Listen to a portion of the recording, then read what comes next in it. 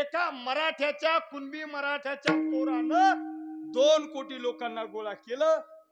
हे जगाच्या इतिहासामध्ये फार मोठा रेकॉर्ड झाला. जरांगे पाटलाच्या आंतरवालीतल्या सभेला महाराष्ट्रातले कानाकोपऱ्यातले मराठी आले होते. तुमच्या जिल्ह्यातून तर भरपूरच होते. जरांगे पाटलाची 14 तारखेची सभा झाल्यावर 8 दिवस कोणत्याच पक्षाचा पुढारी झोपत नव्हता. तो फोटो उलटे सुलटे पाहत होता, झूम करू करू पाहत होता. ताकद तयार झाली.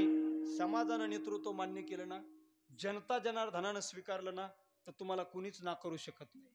आणि जनता जनार्दनानं नाकारलं ना, तुम्हाला कुणी स्वीकारू शकत नाही. हा, हे वास्तव आहे, हे कटू सत्य आहे.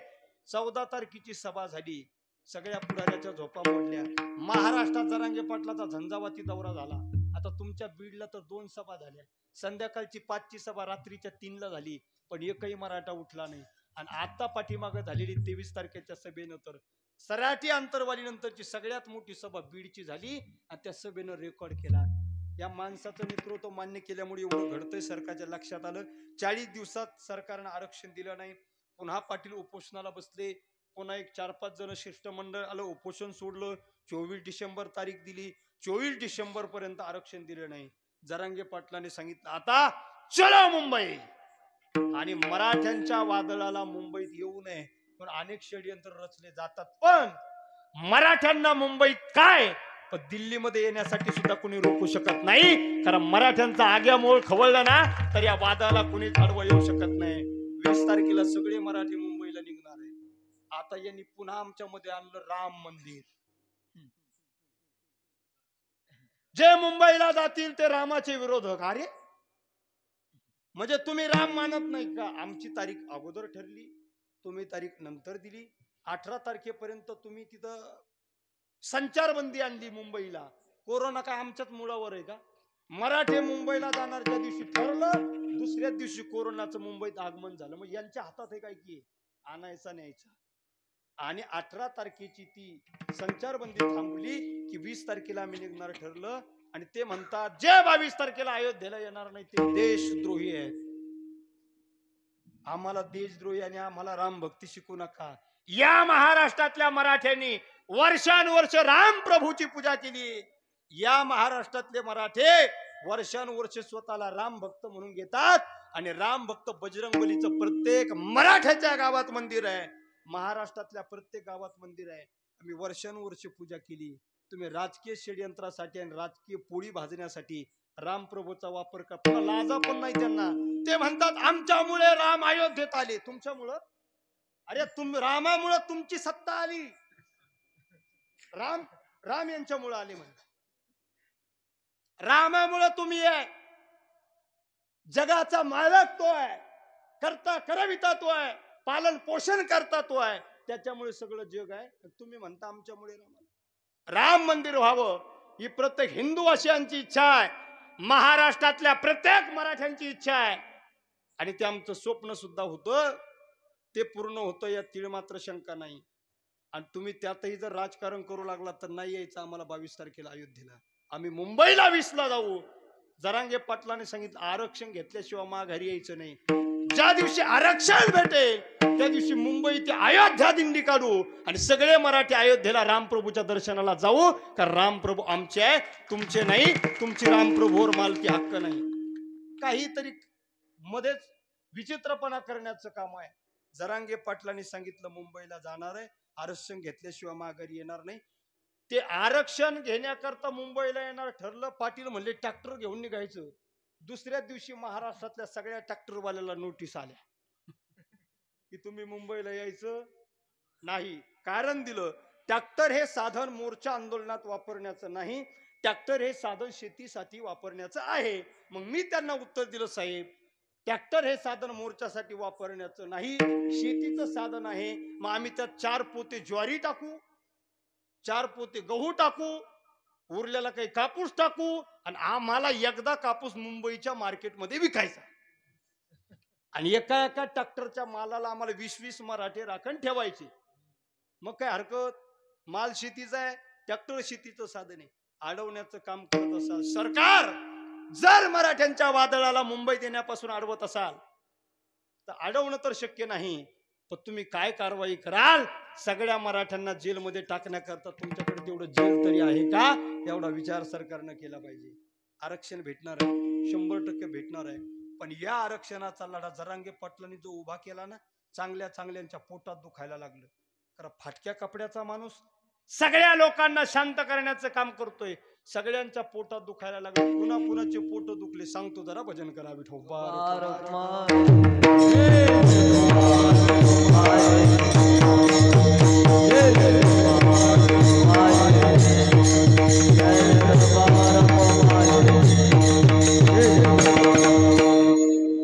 जरांगे पाटलाच्या आंदोलनाच्या अगोदर ठोक मोर्चामधून काही समन्वयक तयार झाले.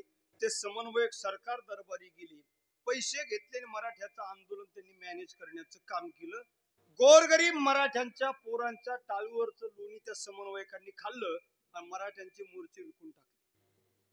पण जरांगे पाटलाच्या सोबत विशेष हे घडलं, आंदोलन मोडण्याकरता अनेक प्लॅन सरकारनं रचले, अनेक डाव रचले, कट रचले, पण सगळे डाव सरकारचे फसले. डाव क्रमांक 1, लाठी हल्ला करून आंदोलन मोडायचं होतं, पण मोडता आलं नाही. सरकारला वाटलं मोडच नाही का, डाव दुसरा वापरला. 2 एकर 7 आहे का याचा, पैसे देऊ याला, मॅनेज करू याला.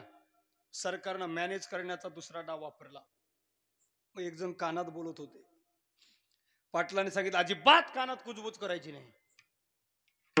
एक जण म्हणे चला आपण बाजूला चला, जरा कोपऱ्यात जाऊ, जरा चहा घेऊ. पाटलांनी सांगितलं हा कोपऱ्या कापऱ्यात येत नसतो. मॅनेज करण्याचा डाव फसला. पण महाराष्ट्रातलं सरकारचा नादच खुळा आहे. सरकारनं काही जाती जातीत भांडणं लावणारे कुत्रे समाजात पाठवले. लय डेंजर, जाती जातीत भांडणं लावा. पण सरकार तुम्हाला काय माहिती, 14 तारखेच्या मराठ्याच्या विराट सभेत मुसलमानाचे पोरं मोफत पाणी वाटप करत होती. 14 तारखेच्या विराट सभेत धनगराच्या माणसानं 2.5 एकर शेत नांगरून उभ्या पीक सपाट भुईसपाट करून जरांगे पाटलाच्या सभेला जागा दिली. बौद्ध समाजाच्या माणसानं 1.5 एकर शेतातल्या मालात नांगर घालून 14 तारखेच्या सभेला जागा करून दिली. 18 पगड जातीचे लोक मनोज जरांगे पाटलाच्या मागणीला पाठिंबा देत आहेत. म्हणून जाती जातीत भांडणं लावायला सरकारने जे कुत्रे पाठवले ना, ते सगळे कुत्रे शांत झाले महाराज. कारण महाराष्ट्रातल्या मातीतले 18 पगड जातीचे लोक छत्रपतीचा विचार जपतात आणि 18 पगड जातीच्या लोकांना एका ताटात जेवायला लावणारा जगाच्या पाठीवरचा एकमेव जाणता राजा आहे. त्या राजाचं नाव आहे छत्रपती शिवाजी महाराज. शिवरायांचा विचार सगळ्या जातीच्या लोकांनी अनुकरण केलाय. म्हणून जाती जातीत भांडणं लावण्याचा सरकारचा डाव फसला. पण आपलं सरकार लय खतरनाक, त्यानं चौथा पर्याय वापरला. लय खतरनाक. मी म्हणतो भारतातल्या कोणत्याच राज्यात खतरनाक सरकार नाही एवढं महाराष्ट्रातलंय.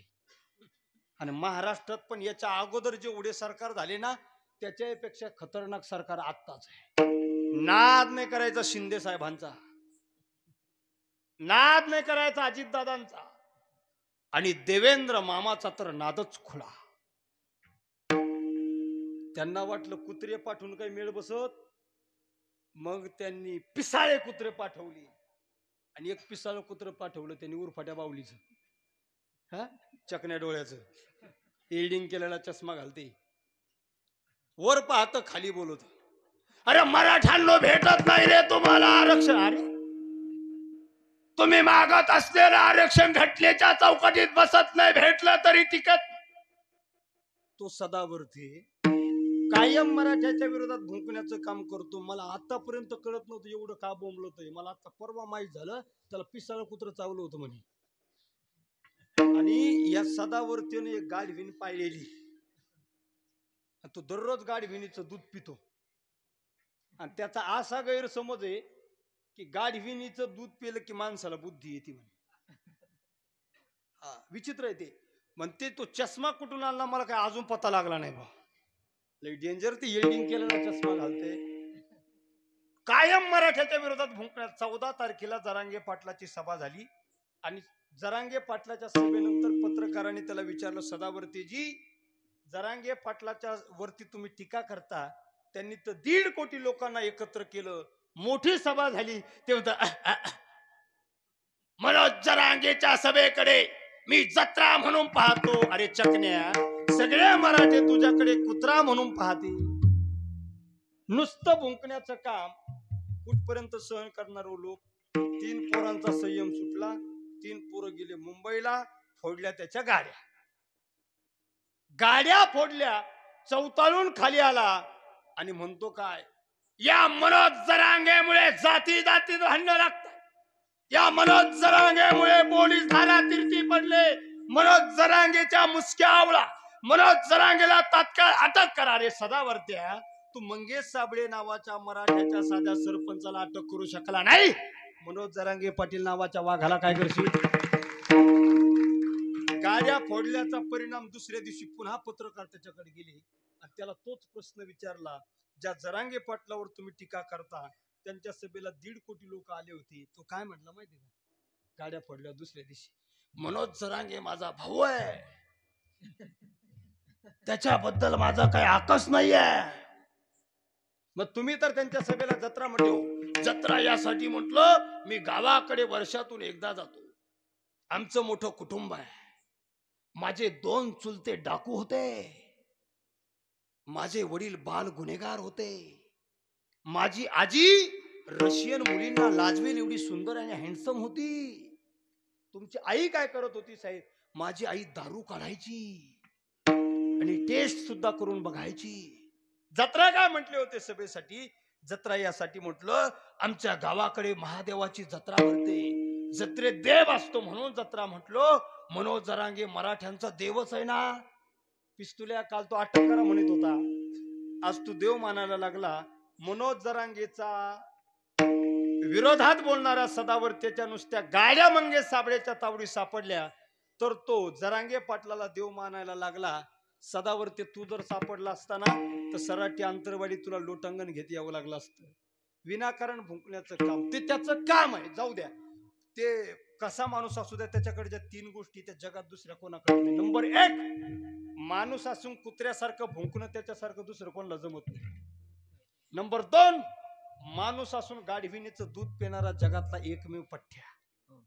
आणि नंबर 3, त्याच्यासारखा गॉगल. लई डेंजर. सदावर्ते भुंकणं साहजिक आहे, तो मराठ्यांचा विरोधक आहे. पण आपल्याच लोकांनी आपल्या विरोधात भुंकण्याचं काम केलं. कोकणामध्ये रामदास कदम नावाचे मराठा समाजाचे नेते आहेत. आता मराठा म्हणताना थोडीशी मला शंका येते, पण आता म्हणतो. ते म्हणतात आम्ही मराठा आहे म्हणून म्हणतो. ते म्हणतात मनोज जरांगेने आमचा काय ठेका घेतला काय? रामदास कदम 1 वर्षापूर्वी तुला पक्षानं हाकलून दिलं म्हणून तू पत्रकार परिषद घेऊन रडत होता. पक्षाने तुझ्यावर थोडा अन्याय केला तर तू ढसा रडत होता. रडून डोळ्याला पाणी येत नव्हतं म्हणून झेंडूबाम लावून रडत होता.